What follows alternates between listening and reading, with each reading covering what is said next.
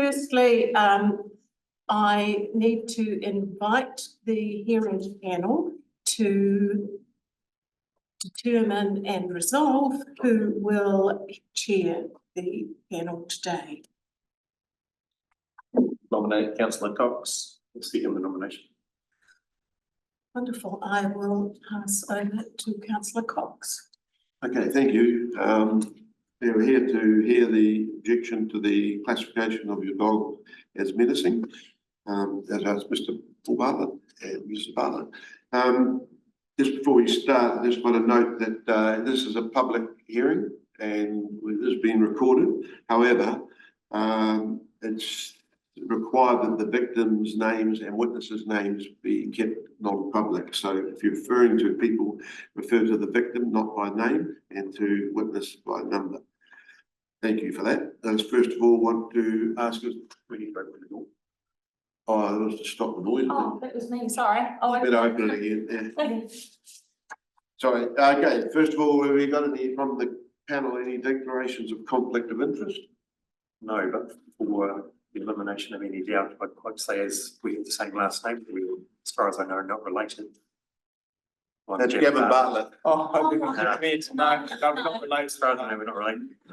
Know each other. we don't have any, That's all right, thank you. No, okay, so no conflicts. I don't know either, but I just move that we confirm the agenda. It's pretty straightforward. Someone second it?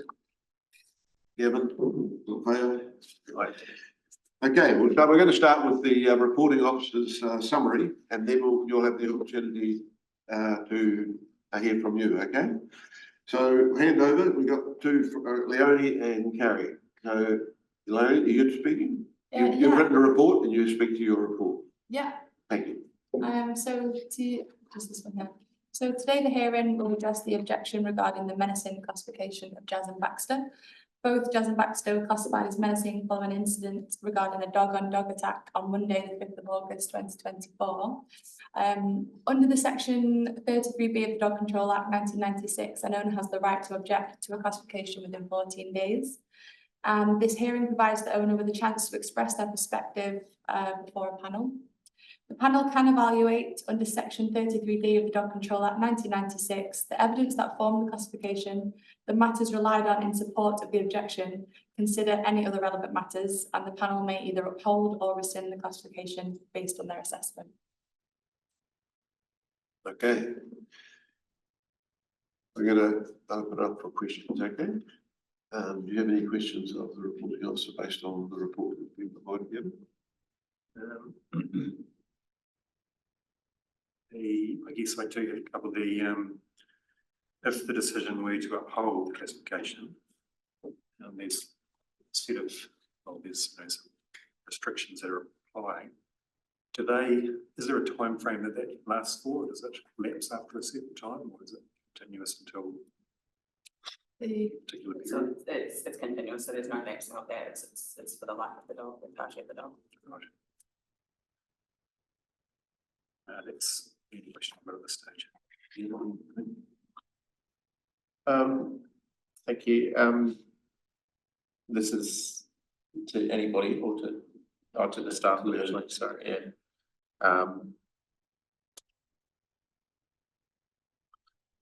No, not at this stage. Okay. In your report, you've talked about the victim's dog and mentioned some injuries. Are you really aware, or did you see everything to do with the Jazz and Baxter, the state of them after or subsequent to the attack? Did I what, sorry? Have any, did you see or visually look at the Jazz and Baxter after the event and the state they were in, or not? Oh, immediately after the event? Not well, at any stage after the event. Yeah, I mean, when I went to go and take the statement, I saw Jazz and Baxter there. Yeah. But did you observe anything, injuries or anything like that? I didn't observe any injuries on Jazz and Baxter, no. How long was it? Oh, no, How no, long- just wait, sorry. We'll get shut down, okay? Sorry, okay, you buzzed there, that's right. No, I didn't see any injuries on them when I went to see them. Okay, so at what stage you got reported? How long till you got there to the site scene? I didn't arrive at the scene. It was reported to me, I think, the day after the attack happened. Okay, And then I organised with Joe to go to the house and meet Jazz and Baxter and take a statement. I think, I can tell you, it was, so I went, 2 days after the attack. okay, thank you.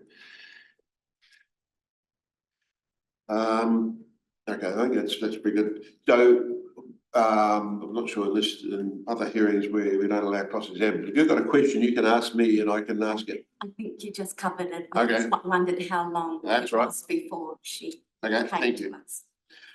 Right, okay, so you've read the report and heard what we had to say. So One other quick question. you got another question? Oh, sorry. The park where the attack happened, is there a requirement for dogs to be on a leash? No, no requirement. On the park itself, but on the residential street outside, they are required to be on the. Okay. Any other question? Yeah, I do have a question. So when we're determining whether a dog meets the classification, can you just explain that definition and how much subjectivity there is in that? Yeah, I can probably talk through that one. So in every case, it's case by case, as we know, we rely on a little bit of the enforcement strategy to kind of rely on some of the decisions we make. It kind of depends on severity, all those kinds of things is what we're looking at when we're looking at a menacing classification. When there is an attack, there is a requirement for us to take action, and an attack meets the need to And classify is dogs. that because there's an injury involved? Is that Yeah, there has been an attack. there's treatment required? Yeah. Yeah. And so that determines that there's been an attack, but you know, that meets the threshold. And so can you just speak to the menacing, do all dog attacks result in menacing classification? No, not all of them. So, well, it depends if there's been determined that an attack has taken place, then it's most likely that it will end up in a classification. There's the odd time when there's exceptional circumstances that we take a lower enforcement tool, and that's with regard to the enforcement strategy and the level of the attack. So if we had a rushing incident or a slight nick, something like that, then you could consider those smaller or that lower level of enforcement tools. When we've got a higher level of a puncture wound and an attack, but we need to follow the guidelines of the Act and consider it menacing classification. Okay, just on the act, in the two classifications, one is dangerous and menacing. So is dangerous a higher level or a different? There's more, yes, in essence, there's more controls put in place around a dangerous classification. For us to get to obtain a dangerous classification, there needs to be a sworn statement attesting to the aggressive behaviour. We don't have that in this case, so we wouldn't be able to consider a dangerous classification in this case. Okay, thank you. Right, your turn to address us, explain. We've, like I say, we've read all the reports. You got an opportunity to explain to everyone, and then we'll have questions after that. That's okay. I'd like to thank the council for allowing me to be here to speak on behalf of the dogs. I didn't want to bring them in today, but they have been muzzled for your safety, apparently, because in the classification stated by the council, they're a danger to people, dogs, wildlife and stock. That's what's written in the classification. The Menacing Dog Act does not discriminate between a dog that's a danger to a dog or a danger to a person. This is my major complaint because of the Menacing Dog Act. My dogs are in the car, and I would like you guys to meet them in person, because this determination will have a major effect upon their lives. If this was it isn't a court, but if I was in court, I would be expected to be there and present, so my jurors or whatever can present. It's not a jury, I know that, but these dogs are like our children. So I do have some photos, so you can actually look at them while you make the decision. It's supposed to make to you guys. So basically, what it boils down to is I dispute the fact that the dogs my dog Baxter started the fight. He is 4 years old, which your summary in there is incorrect. He's actually older than that. I can prove that. So 4 years old, therefore he has been a mature dog for at least 2 years. I'm not an expert in dogs, but I've been a long-term breed of Staffordshire Bull Terriers. I've been a dog owner in Arrowtown for 25 years and breed and show Staffordshires. So I'm a bit of an advocate for the breed. In Baxter's case, he was raised to be very, very social, both Baxter and Jazz. Baxter in particular, as a lover of other dogs, he will always approach another dog, and dogs greet each other in a specific way. They sniff each other's bum and they nose to nose and they do all these sort of things. There's never been in the 4 years an incident of him having an altercation on the dog. I've never had any reason to believe that he would have a problem with the dog. He's always been off lead and off lead areas, and he's always been on lead and on lead areas. I've always complied with council rules. I've always had my dog registered. I've always had them chipped. If you read through the statements, the council has said there's no record of my dogs having any problems ever. They've led an exemplary life in a sense. I've gone beyond that. The council are probably not aware of it, and they can check the dog obedience. My dogs have been through a dog obedience course with the dog agility group out at Lake Hayes. And in particular to the classification on wildlife, my dogs have actually been kiwi-proofed and wildlife trained. That can be proved as well. You can talk to the ladies at Stewart Island, I'll give that information. We have a home on Stewart Island, family home. We were brought up and a beach where the dogs play. For that reason, to protect the wildlife and doing the right thing, my dogs have been kiwi-proof because we had kiwis running around. This dog classification has long-reaching effects. It means my dogs will never be able to be on an open area, on a beach, or a remote beach anywhere in New Zealand, a beach in front of a house. They'll never be allowed to pick up a ball or a stick or play ever again. That's finished. It can never happen. Probably the most significant thing as an advocate for Staffordshires, and I don't know if you guys are aware of the Staffordshire, it's called the nanny dog for a reason, and that's in the dog world. You can look that up. They're the most suitable dog to be around children. That is their classification as a dog to be around children. They're the only dog to have in their breed standard written in to be good with children. There is no other dog that has that. They're also the 5th most popular dog in the world. I actually picked that one up from the Menacing Dog Act. It's in the Menacing Dog Act and the subclause. So to see my dogs with this cage around their face, which we've actually tried, and they actually injured themselves trying to get it off. They were so upset, they were scratching their face, they were scratching their fur out trying to get it off, and we've just come to the ends where now, what are we going to do? We have to take our dogs out of town to a private person's property to let them run around and be dogs now because of one incident. There's been no incidences prior to this whatsoever. If I was to go back into council notes through an OIA request, I'll be able to pull up numerous incidences where a menacing dog act has been applied and there's been incidents before recorded. There's one in the paper that you're very well aware of, very, very public, which is the man with the singing dog. It was quite clear in there, the council stated that there had been incidences prior to this which justified their giving this classification. My dogs have never had that. Had I, as a responsible dog owner, had seen any indication that Baxter was going to respond to this other dog the way he did, I would have prevented that. But I didn't know this was going to happen. I've allowed him to approach other dogs as my wife did. What my wife was unaware of, that huskies in particular are always on lead for a reason. They're not very sociable with other dogs. Personally, I probably wouldn't have allowed, I would have called Baxter back, but my wife was unaware of this. The mere fact that that husky bit its own owner, it got so upset and in this aggressive state with all the dogs and this big melee going around, indicates that that dog has an issue. My dogs, as in per the statements written by the witnesses, said that once he grabbed hold of the dogs calmed down and they were not aggressive in any way, shape or another. And the dog control will be a witness to that. Once they were grabbed and brought under control, there was no aggression. And he was quite clear in his statement about that. So from my perspective, you know, be a responsible dog owner, to try my best to be an advocate for my dog, My dogs are around the tracks, the mothers bring their kids and little kids up and they hug my dogs and I try and portray, you know, the dogs aren't all bad. I've now got a dog that's got a cage on his face. The moment it's out on the track, what's the mother and the kids going to do? They're going to pull their dogs back because that dog's a danger to people. That dog is not a danger to people. The other big thing about this dog is they give back to the community. Baxter in particular, because of his nature and softness, and you'll see, he works in the nursing home. He works with old people.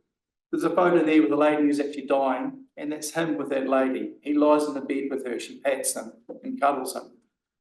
His next stage of development for him was, for my wife in retirement, was going to bring him into the schools as a reading recovery dog, so he can give back to the community. He's such a special nature.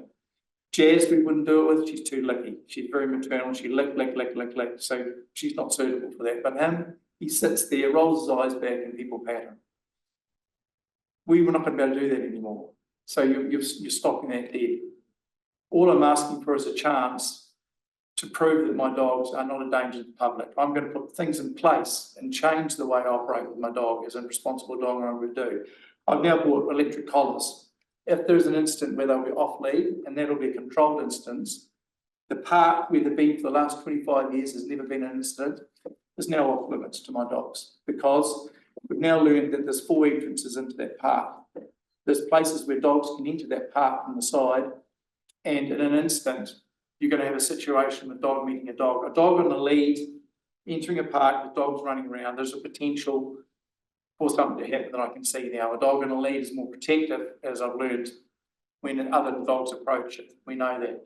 The mere fact that there was an altercation between a male, unfixed male, and a female is extremely rare. A male will not normally attack a female because it's a female. Boy on boy, I can understand. So for him to have an altercation with this female, she must have been very aggressive for him to do that.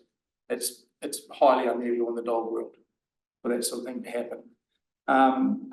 Using electric collars to keep them in control, if they ever are to be off lead. An off lead area has to be an area where I can see an entrance and I can control my dogs before another dog gets anywhere near into that area. That's the only places that I'll allow my dogs in future to be off lead. The rest of the time they'll remain on lead, and that's the only way that this can operate moving forward. I mean, I've got to give you guys something to give you some assurances that this won't happen again. But to go the whole hog and effectively muzzle these dogs with no prior issues, considering there's been precedent in past with the council on the way they operate, I can't see it's been redacted on the council's decision and how they got to it.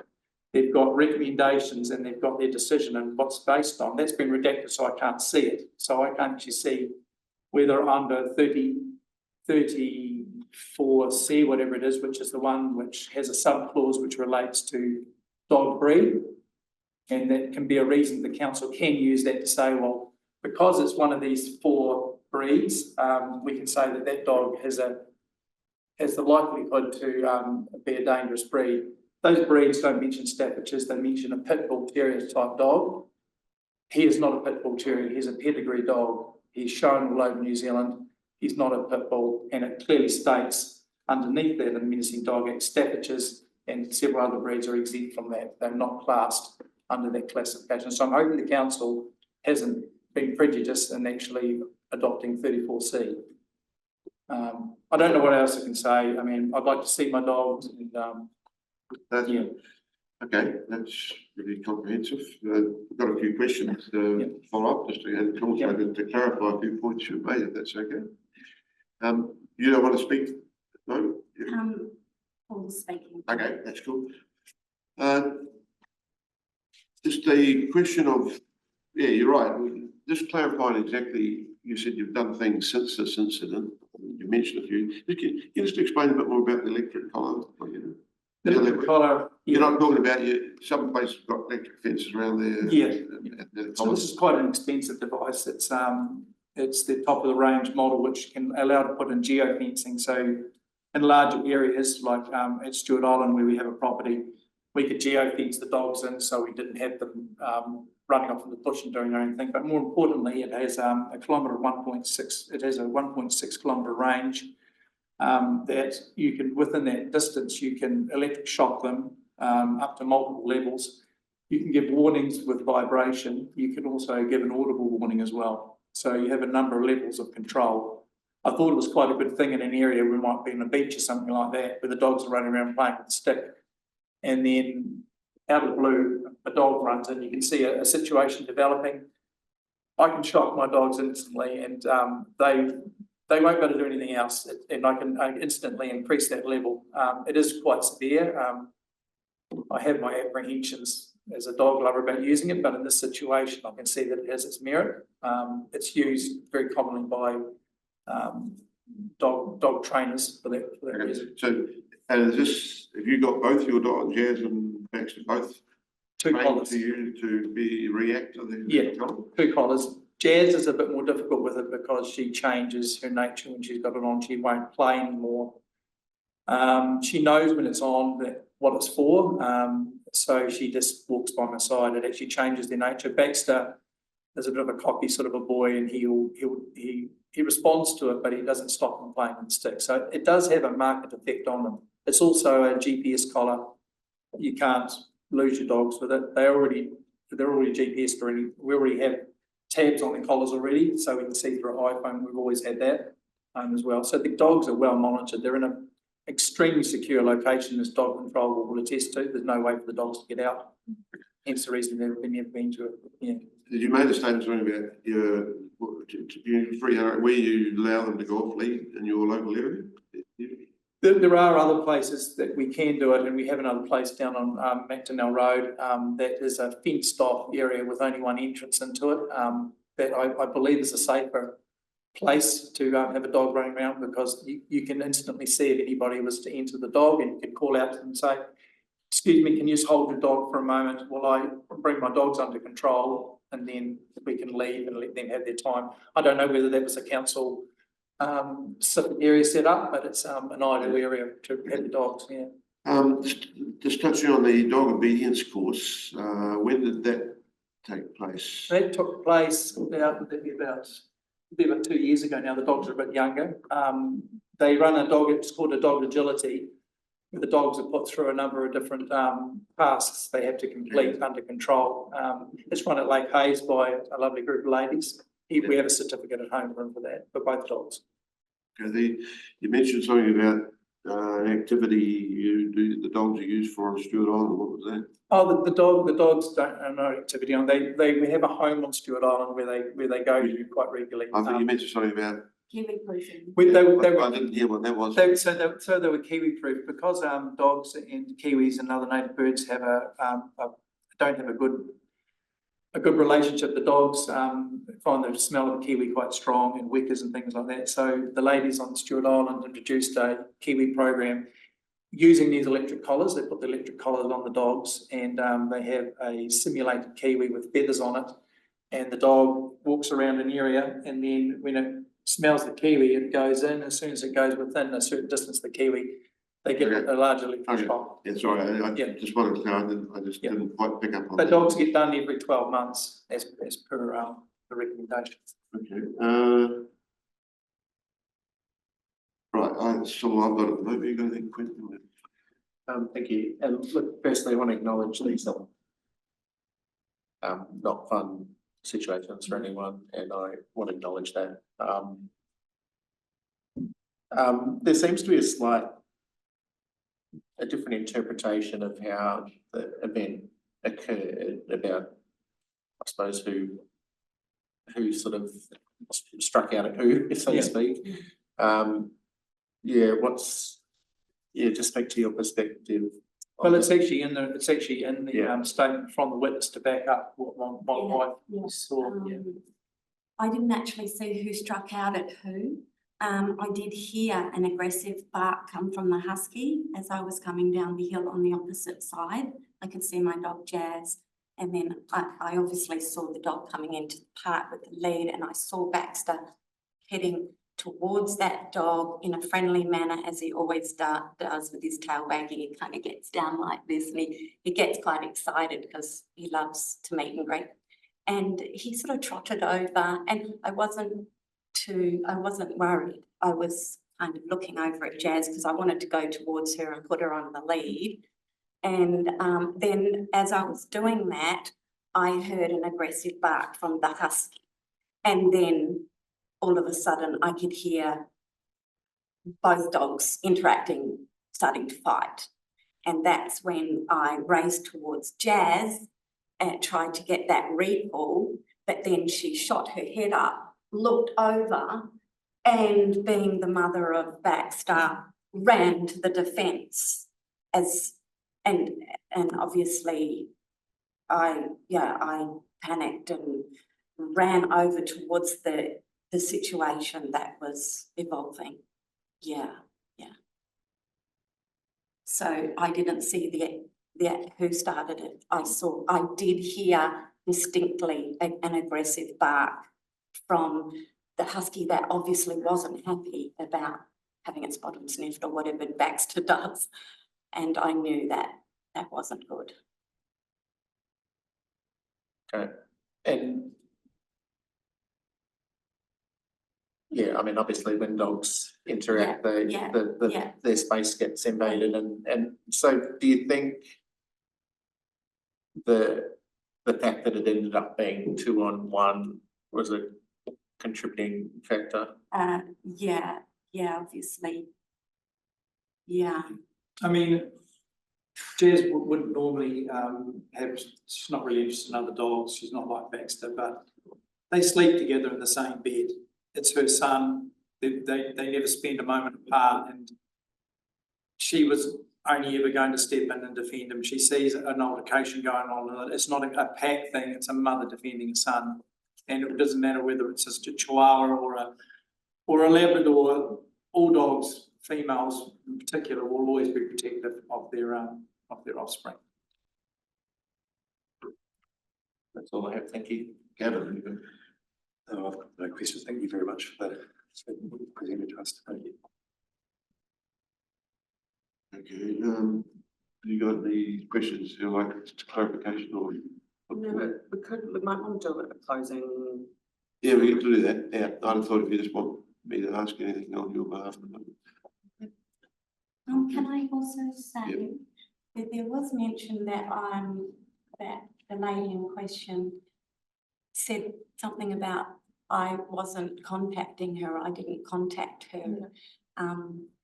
I gave my number to this lady and I was very apologetic and I wanted to make sure she was okay and the dog was okay. And I gave her my number. I said, please ring me. I will pay your vet bills. Which we did. Which we did, but then it didn't seem to say that in the notes. And we were in contact with one another and I paid all her vet bills. And then, then obviously I got another bill from you guys, which I've also paid. Our dogs were injured, by the way, as well. I mean, you did actually state in your statement that you saw blood on Jazz's face. She had puncture wounds down here, and we've also since found she was damaged on her back foot. And we actually can see she's got a scar on her back foot now. We didn't notice it at the time. It's healed up. So it wasn't as if the other dog wasn't only one injured. Our dogs were injured as well, but we treated them at home because they didn't want an injection and some tablets and a $400 bill. So yeah, I mean, thanks for that. That's good for clarifying that point. Yeah, anything else you would like to add? we're fine. You got any questions or you ready to close a comment? Okay.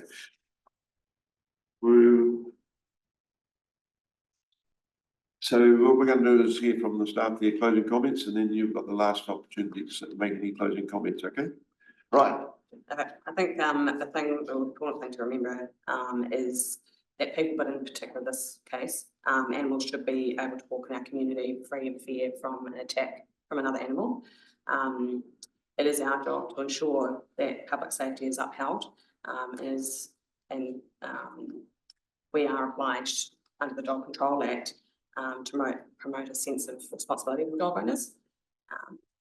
And when officers have concerns about a dog being a threat to other animals, we do need to take the appropriate action of the Dog Control Act, as we have in this case. There's been an increase in dog attacks across New Zealand. And there is an expectation from the community that we ensure that pets are safe from harm. And this classification, in essence, is there to protect other animals, to make sure other dogs aren't harmed in the future. I think just one point of clarification as well is there's no way for council to enforce electric collars. It's not in the Act, and it's not a tool in the Act to prevent attacks occurring in the future.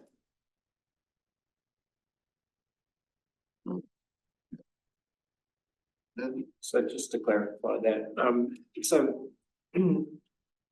there's no way to apply other conditions to a dog registration without menacing. That's the only means to create a restriction. Yes, I There's think we no, have to enforce that there is some controls in place, and it's an all or nothing classification.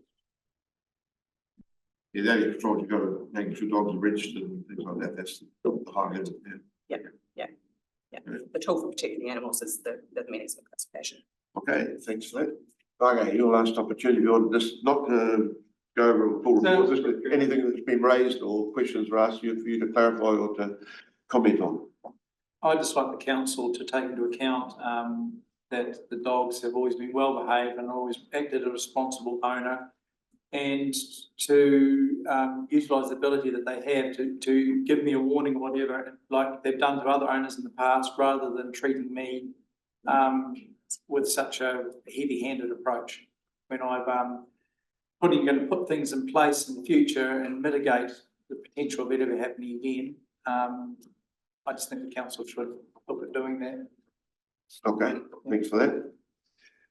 Right, we've heard all the comments, feedback. What we're going to do now is going to move into exclude the public excluded for our deliberation. So I'd like to move that. Someone second. Gavin second. All in favour? Yeah. So what that means, we're going to, everyone goes now, except for Jane, and we'll deliberate and we'll be writing a written decision, and the aim is to have that sorted out within 7 working days, okay? Thank you very much for your time. Thank you. Thanks, Kerry. Thank you, Joan.